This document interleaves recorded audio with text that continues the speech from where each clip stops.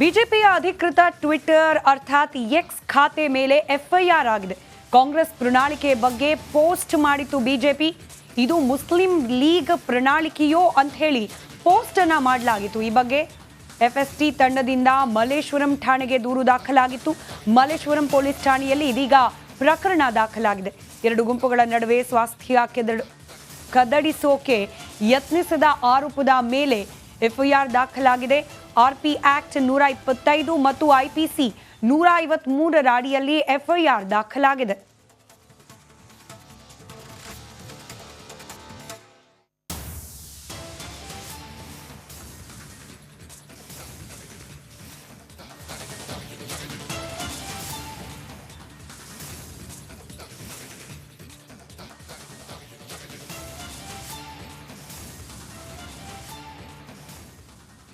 ಲೋಕಸಭಾ ಚುನಾವಣೆಗೆ ಕ್ಷಣಗಣನೆ ಪ್ರಾರಂಭಗೊಂಡಿದೆ. ಮತದಾನಕ್ಕೆ ಕೇವಲ 48 ಗಂಟೆ ಬಾಕಿ ಇದ್ದು ಬಹಿರಂಗ ಪ್ರಚಾರ ಇವತ್ತು ಅಂತ್ಯಗೊಂಡಿದೆ. ಇತ್ತ ಮದ್ಯ ಮಾರಾಟಕ್ಕೂ ಕೂಡ ಬ್ರೇಕ್ ಹಾಕಲಾಗಿದೆ. ಈ ಕುರಿತಾದ ಒಂದು ರಿಪೋರ್ಟ್ ನಿಮ್ಮ ಮುಂದೆ. ಇಂದು ಬಹಿರಂಗ ಪ್ರಚಾರ ಅಂತ್ಯ. 3 ದಿನ ಮದ್ಯ ಮಾರಾಟಕ್ಕೆ ಬ್ರೇಕ್.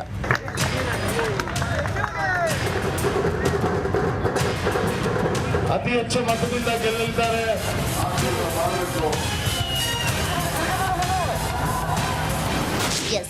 ರಾಜ್ಯದಲ್ಲಿ ಮೊದಲ ಹಂತದ ಮತದಾನಕ್ಕೆ ಕೌಂಟೌನ್ ಶುರುವಾಗಿದೆ. ರಾಜ್ಯದ 14 ಕ್ಷೇತ್ರಗಳಿಗೆ ಏಪ್ರಿಲ್ 26ರಂದು ಮತದಾನ ನಡೆಯಲಿದೆ. ಬಹಿರಂಗ ಸಭೆ, ಪಾದಯಾತ್ರೆ ನಡೆಸಿ ಮತಪ್ರಭುಗಳ ಮನಸೆಳೆದ ಅಭ್ಯರ್ಥಿಗಳು ಇಂದು ಬಹಿರಂಗ ಪ್ರಚಾರವನ್ನ ಮುಕ್ತಾಯಗೊಳಿಸಿದ್ದಾರೆ. ಮತದಾನದ ಹಿನ್ನೆಲೆ ಡ್ರೈ ಡೇ ಕೂಡ ಆರಂಭಗೊಳಿಸಲಾಗಿದ್ದು, ರಾಜ್ಯದಲ್ಲಿ ಇಂದಿನಿಂದ 3 ದಿನಗಳ ಕಾಲ ಮದ್ಯ ಮಾರಾಟಕ್ಕೂ ಬ್ರೇಕ್ ಹಾಕಲಾಗಿದೆ. ಹೌದು, ಇಂದು ಸಂಜೆ 6 ಗಂಟೆಯಿಂದ ಏಪ್ರಿಲ್ 26ರ ಮಧ್ಯರಾತ್ರಿ 12 ಗಂಟೆಯ ತನಕ ಮದ್ಯ ಮಾರಾಟ ನಿಷೇಧಿಸಲಾಗಿದೆ. ಹೋಟೆಲ್, ಬಾರ್, ರೆಸ್ಟೋ ಬಾರ್ ಸೇರಿ ಎಲ್ಲಿಯೂ ಮದ್ಯ ಮಾರಾಟ ಮಾಡೋ ಹಾಗಿಲ್ಲ ಎಂದು ಖಡಕ್ ಎಚ್ಚರಿಕೆಯನ್ನ ನೀಡಲಾಗಿದೆ. ಅಂತಂದರೆ ಆಲ್ಮೋಸ್ಟ್ ಜನಗಳು ಆಲ್ರೆಡಿ ಹೋಗ್ಬಿಟ್ಟಿದ್ದಾರೆ. ಸ್ವಲ್ಪ ಸಾಮಾನ್ಯವಾಗಿದೆ ಅಂತ ಏನಿಲ್ಲ. ಇವತ್ತು ಎಲೆಕ್ಷನ್ ಪ್ರಯುಕ್ತ ಇವತ್ತು ಸಂಜೆ 6 ಗಂಟೆಯಿಂದ ಮತ್ತು ಇವತ್ತು ಸಂಜೆ 6 ಗಂಟೆಯಿಂದ ಶುಕ್ರವಾರ ಮಧ್ಯರಾತ್ರಿ 12 ಗಂಟೆ ತನಕ ಇದೆ ರಜಾ, ಫ್ರೈಡೇ ಇದೆ. ಸೊ ಇನ್ನು ಶನಿವಾರ ಮಾಮೂಲಿ ಹೇಗಿರುತ್ತೆ ಹಾಗೆ ಓಪನ್ ಇರುತ್ತೆ. ಇಲ್ಲಿ ತನಕ ಸದ್ಯಕ್ಕೆ ಮೆಮೊ ಬಂದಿದೆ, ಸಂಜೆ 6 ಗಂಟೆಯಿಂದ ಕ್ಲೋಸ್ ಅಂತೇಳಿ. MRP ಔಟ್ಲೆಟ್ಗಳಿಗೆ ಹೋಗುತ್ತೆ, ಬಾರ್ಗಳಲ್ಲೆಲ್ಲ ಕೊಡೋಂಗಿಲ್ಲ. ಮತದಾನ ಅನ್ನೋಕ್ಕೆ ದೇಶದ್ದು ಪ್ರತಿಯೊಬ್ಬರದ್ದು ಹಕ್ಕಲ್ವ ಅದು. ಅದಕ್ಕೋಸ್ಕರ ಸಪೋರ್ಟ್ ಮಾಡಲೇಬೇಕು. ಹಂಗಂತ ಹೇಳಿ ಬಿಸ್ನೆಸ್ಗೋಸ್ಕರ ಇದು ಮಾಡೋಕ್ಕಾಗಲ್ಲಲ್ಲ, ಅದು ನಮ್ಮೆಲ್ಲರ ಹಕ್ಕಲ್ವ ಅದು. ಮತದಾರರನ್ನ ಸೆಳೆಯಲು ಸ್ಪೆಷಲ್ ಪ್ಲಾನ್. ವೋಟ್ ಮಾಡಿದ್ರೆ ಫ್ರೀ ಬ್ರೇಕ್ಫಾಸ್ಟ್. ಬೆಂಗಳೂರಿನಲ್ಲಿ ಒಟ್ಟು 1,01,27,869 ಮತದಾರರಿದ್ದಾರೆ. ಈಗಾಗಲೇ 8,984 ಒಟ್ಟು ಮತಗಟ್ಟೆಗಳನ್ನು ಸ್ಥಾಪಿಸಲಾಗಿದೆ. 2003 ಸೂಕ್ಷ್ಮ, 253 ಅತಿ ಸೂಕ್ಷ್ಮ ಮತಗಟ್ಟೆಗಳಿದ್ದು, ಚುನಾವಣೆಗೆ 52,000 ಸಿಬ್ಬಂದಿ ನೇಮಕವನ್ನ ಮಾಡಲಾಗಿದೆ. ಇನ್ನು ಪ್ರತಿ ಬಾರಿ ಮತದಾನದಲ್ಲಿ ಬೆಂಗಳೂರಿಗರಿಂದ ನೀರಸ ಪ್ರಕ್ರಿಯೆ ವ್ಯಕ್ತವಾಗುವ ಹಿನ್ನೆಲೆ ರಾಜಧಾನಿಯ ಹೋಟೆಲಿಗರು ಸ್ಪೆಷಲ್ ಆಫರ್ ಕೊಟ್ಟು ಮತದಾನದ ಜಾಗೃತಿಗೆ ಮುಂದಾಗಿದ್ದಾರೆ. ಈಗಾಗಲೇ ಹಲವಾರು ಹೋಟೆಲ್ಗಳಲ್ಲಿ, ಬೆಂಗಳೂರಿನ ಎಲ್ಲ ಹೋಟೆಲ್ಗಳಲ್ಲೂ ಈ ರೀತಿಯಾದ ಒಂದು 10%, ಈ ಥರ 15% ಈ ಥರ ಡಿಸ್ಕೌಂಟ್ ಮಾಡ್ತಿದ್ದಾರೆ. ನಮ್ಮಲ್ಲಿ 26ನೇ ತಾರೀಕು ಯಾರು ಮತದಾನ ಮಾಡಿ ಬಂದು ಶಾಹಿ ತೋರಿಸ್ತಾರೋ ಅವರಿಗೆ ಒಂದು ಬೆಣ್ಣೆಕಾಲಿ ದೋಸೆ, ಒಂದು ಸಿಹಿ ಲಾಡು, ಜೊತೆಗೆ ಒಂದು ಬೇಸಿಗೆ ಆಗಿರೋದ್ರಿಂದ ಒಂದು ಜ್ಯೂಸನ್ನು ಫ್ರೀಯಾಗಿ ಉಚಿತವಾಗಿ ನೀಡ್ತಾ ಇದ್ದೀವಿ.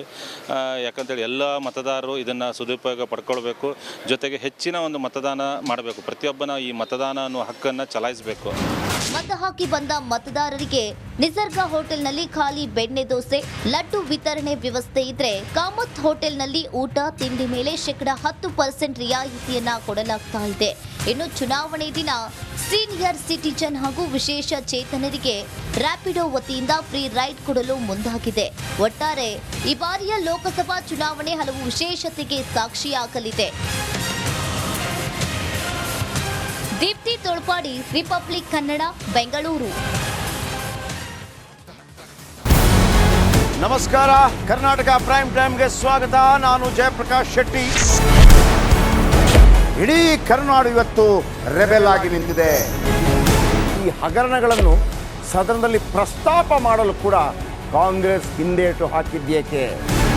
ನಿಮ್ಗೆ ಸಂಬಳ ಅದಕ್ಕೆ, ನಿಮಗೆ ವಾಹನ ಅದಕ್ಕೆ, ನಿಮಗೆ ವೆಪನ್ ಅದಕ್ಕೆ, ನೀವು ಅದನ್ನು ಸೆರೆ ಹಿಡಿಬೇಕಾಗಿತ್ತು. ನೀವು ವಿದ್ಯುತ್ ಬರ ಇದೆ ಅಂತ ಹೇಳ್ತಾ ಇದ್ದೀರಿ, ಎಲ್ಲಿ ಬರ ಇದೆ ನೀವು ಹೇಳಬೇಕು. ಪಾಕಿಸ್ತಾನ್ ಆಕ್ಯುಪೈಡ್ ಕಾಶ್ಮೀರ್ ಅದು ಎಂದೆಂದಿಗೂ ನಮ್ಮದು. 40 ಮೆಷಿನ್ಗಳು ತಂದಿತ್ತು ನೋಟ್ ಎಣಿಸುವುದಕ್ಕೆ, ಅದೇ ಹಾಳಾಗಿದೆ. ಮಥುರಾದ ಗಲಾಟೆ ಇದೆಯಲ್ಲ, ಅದು ಸ್ಥಳೀಯವಾಗಿ ಕೂತು ಪರಿಹರಿಸಬಹುದಾದಂಥ ಕಾನೂನಿದೆ. ಗ್ಯಾರಂಟಿ ಯೋಜನೆಯಿಂದ ನಷ್ಟ ಆಗಿದೆ, ಲಾಭ ಆಗಿದೆ, ದಯವಿಟ್ಟು ಹೇಳಿ. Dawood Ibrahim most wanted criminal ಯಾವಾಗಾದ ಅಂದರೆ ಇಲ್ಲಿ ತನಕ ಭಾರತ ದೇಶದಲ್ಲಿ ಓರ್ವ ದಲಿತ ಪ್ರಧಾನಿಯಾದಂಥ ಇತಿಹಾಸವೇ ಇಲ್ಲ. ರಿಪಬ್ಲಿಕ್ ವರ್ಲ್ಡ್ ಆಪ್ ಇದು ಕೇವಲ ಅಪ್ಲಿಕೇಶನ್ ಅಲ್ಲ, ಸಮಗ್ರ ಸುದ್ದಿಗಳ ಸಂಪರ್ಕ ಮಾರ್ಗಕ್ಕೆ ಕ್ರಾಂತಿಕಾರಿ ಬದಲಾವಣೆ. ರಿಪಬ್ಲಿಕ್ ವರ್ಲ್ಡ್ ಆಪ್ ಕೇವಲ ಸುದ್ದಿ ಅಪ್ಲಿಕೇಶನ್ ಅನ್ನ ಪರಿಚಯ ಮಾಡ್ತಾ ಇಲ್ಲ, ಬದಲಾಗಿ ಡಿಜಿಟಲ್ ಸುದ್ದಿ ಬಳಕೆಯ ಹೊಸ ಯುಗಕ್ಕೆ ನಾಂದಿ ಹಾಡ್ತಾ ಇದೆ.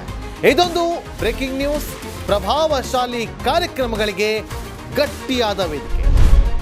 ರಿಪಬ್ಲಿಕ್ ವರ್ಲ್ಡ್ ಅಪ್ಲಿಕೇಶನ್ ಈಗ ಲೈವ್ ಆಗಿದೆ.